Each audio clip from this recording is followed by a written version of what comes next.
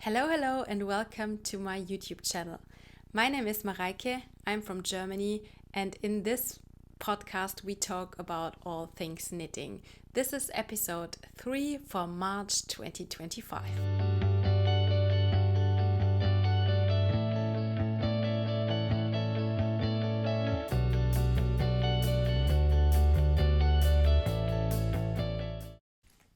So today I am wearing a short-sleeved jumper. The pattern for this is is out of a magazine called Made by Me. It's not in this one here, but in the summer edition. And I made this last August and September, I think. It features, like I said, wide, short-sleeved. It has a cropped and boxy fit, and this checkerboard, pattern with like knit and purl squares like this. This is knitted bottom up flat, and then stitches are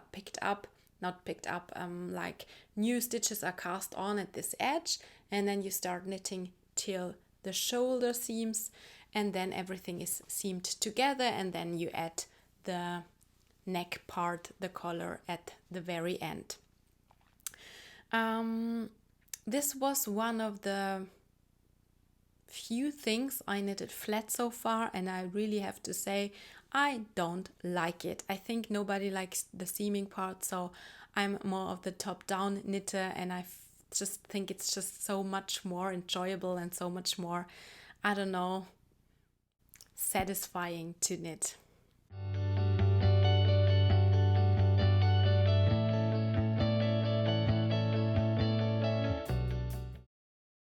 So last month, this was still a work in progress, but I finally finished my weekend hat by PetiteKnit. I used Sandness Double Sunday for this in the color Statement Green, which is a PetiteKnit colorway, and I used a bit more than 2 skeins, I think about 2¼ skeins for this, so you probably need to buy 3 skeins if you want to knit this.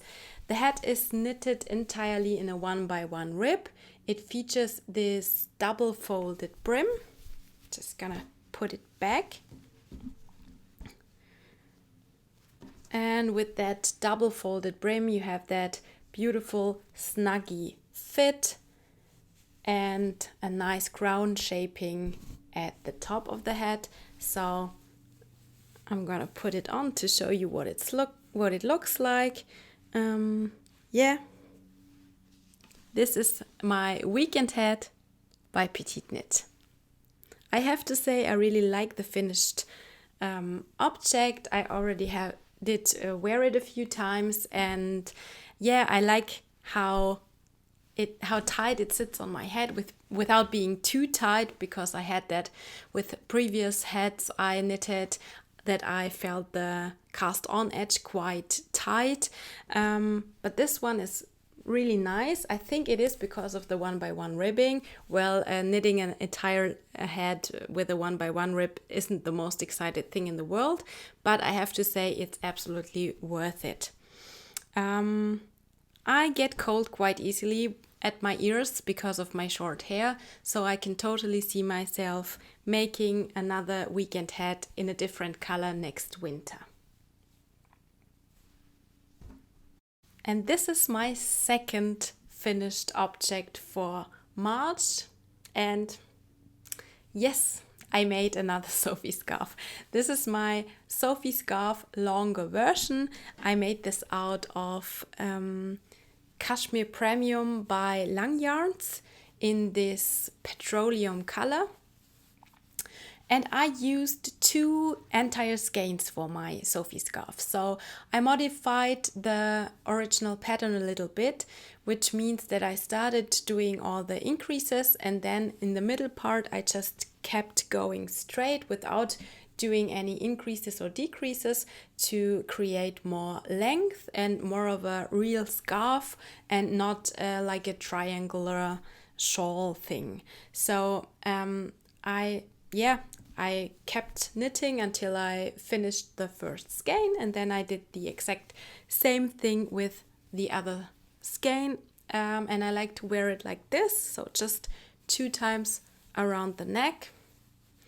Then I can tie it in the front and still have those longer ends, which I really like about that bigger Sophie scarf. So I have to say that I'm wearing this way more often than the shorter version, because I think it just fits my style more, and it was so worth it to buy another 2 skeins of this cashmere yarn, because it's just incredibly soft and so nice to knit with. Yeah, so Sophie scarf. This was my holiday project. So I casted the Sophie scarf on when I was in the plane to Mallorca, and I finished it on the plane back to Germany. So this was quite funny. I didn't knit that much during our holiday, but it was like a nice little project that you can use, like for example when you have to wait at the airport or something, to get some knitting done there. Yeah, so second project for this month. My third and biggest finished object for March is the Olga sweater by PetiteKnit. I showed you this one in my last episode as well, because I just casted this on in February with the Gynt yarn by Garn, which is this 100% Norwegian wool. It has quite a itchy and a little bit itchy but rustic feel on it, and I decided for these colors. I have one grayish tweed, and then this bright blue color here. Also, I did a small modification on the neckline. I can show it to you closer. I decided to make, I used a tutorial by Superbloom Knits to add a few rows of double knitting before actually starting on the ribbing part on the neckline, which gives it this little bump here, which is pretty nice, I think. And yes, I love my Olga sweater. I have been wearing it a lot already. I have to say it is a bit itchy, especially around the neckline here, but when you wear it like with a turtleneck underneath, or maybe with a blouse, that you have the collar next to your skin and not the neckline from your Gynt, then it's quite okay. I also like the fit of the whole sweater. It is quite boxy, slightly cropped and oversized with the dropped shoulder and the stripes. I think it has a quite sporty and effortless look, which makes it perfect for like everyday wearing, because I really like wearing sporty outfits with just jeans and white sneakers, for example, and I think the Olga sweater goes quite nice with it.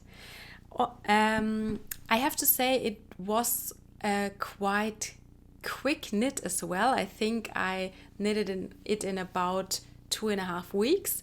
Which has something to do with the stripes. So I don't know if you know what I mean, but when I'm knitting stripes, I'm always like, oh, just one more stripe, or I'm like, I want to knit 2 stripes a day, and then before you know it, you have way more knitted fabric than expected. So yeah, that's what I like about stripes. Actually, I like the Olga sweater so much that I already casted on another one, and I'm gonna show you this now in my works in progress.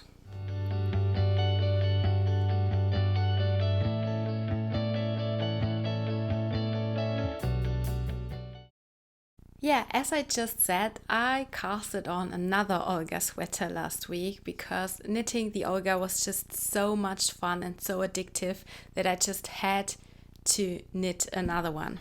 I chose this beautiful pink version, which features a lighter pink and a darker reddish pink tone. I didn't go for the Gynt this time, and instead I used this yarn, which I found in a local yarn store. It is made in Italy, 100% wool. Bio Lana by Mondial is the name of the yarn. It's a non-superwash yarn, and I just fell in love with the colors, so I had to knit another Olga. As you can see, I already knitted the neckline and I stuck to the pattern this time, so this is slightly different than my blue Olga. And yeah, and I'm just about to start with the sleeves, so I'm really looking forward to finish the sleeves maybe this weekend, so you can see more of the finished project, and I'm quite confident that this Olga will be featured in our next podcast episode for April. Yeah, so stay tuned for my pink Olga. So my next work in progress is something that you already know if you have seen other episodes of my podcast. I am knitting on my Maggie Cardigan, I think, since January 2025, and I managed to finish both sleeves. So I'm doing a short sleeved cardigan here, and so I can just keep on working on the body part because it's quite short.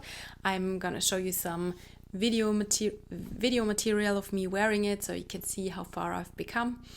I'm still not sure about the button band though.